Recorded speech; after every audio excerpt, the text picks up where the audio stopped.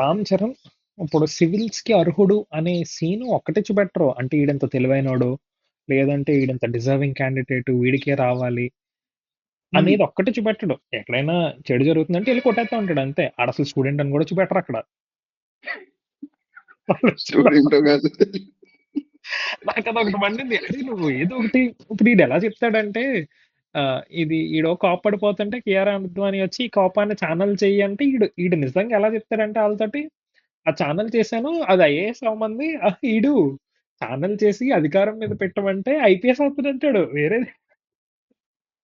అదేమో నువ్వు ఐపీఎస్ అవ్వకూడదు, ఐఏఎస్ అవ్వాలంటది. ఈడేమో నేను 6 మార్కులు తక్కువొచ్చినాయి ఐపీఎస్ అయిపోయాను. అరే అసలు నువ్వు ఎవడురా? కొంచెం కష్టపడరా దానికి.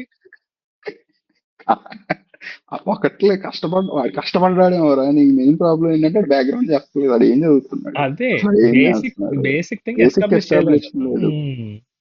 ఐపీఎస్ అవుతానని అనలేదు కానీ వై నాట్ ఐపీఎస్ అన్నాడు. హ్మ్. వై నాట్ ఐపీఎస్ అంటే నీకున్న కోపానికి పాలు కొడతావు, ఓకే, అంత అందరిది వద్దొద్దు, ఐఏఎస్ బెటర్. హ్మ్. ఓకే, అది అయిపోయింది అంటే ఆ సీన్ కూడా నచ్చలేదు నాకు యాక్చువల్గా. వచ్చింది నీకు కోపాన్ని ఛానల్ చేయి, ఒక దారిలో పెట్టు.